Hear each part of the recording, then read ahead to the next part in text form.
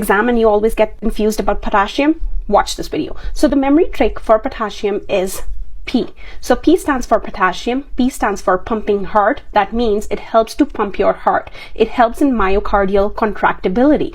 And you are never ever gonna push potassium. That means you're always giving it through an infusion device. That means you're always giving it at a low pressure rate. So for potassium, when it gets up and down, it divides into hypokalemia, hyperkalemia. So for hypokalemia, the sign and symptoms are, so it's not pumping the heart. That means you're getting a thready pulse. You're getting a pulse, but it stops in a while. So you get a pulse, it stops in a while. That is what is called thready pulse. And you will get dysrhythmias, and then you will get hyporefluxia. That means your muscles do not move as they should be. And hypoactive bowel sounds. That means your bowel is not contracting again. It is getting slowed down. That means the patient might go through constipation.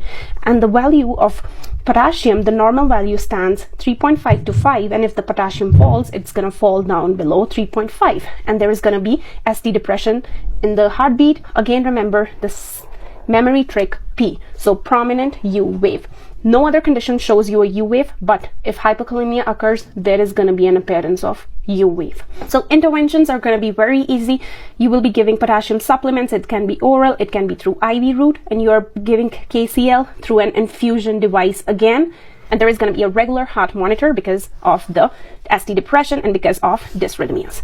Now moving on to hyperkalemia. Hyperkalemia means it is going to be more than 5 milliequivalent per liter. There is going to be slow pulse. There is still going to be pulse. That means the heart, he's still pumping it too fast, but it is not pumping it enough to give you a heartbeat. It is just pumping. And there is going to be dysrhythmias. A very important sign, the early sign, is it's going to result in muscle twitching, the twitch in the muscle. Then the late sign is flaccid paralysis. So there is going to be paralysis of the muscles, but it is going to be flaccid. Okay.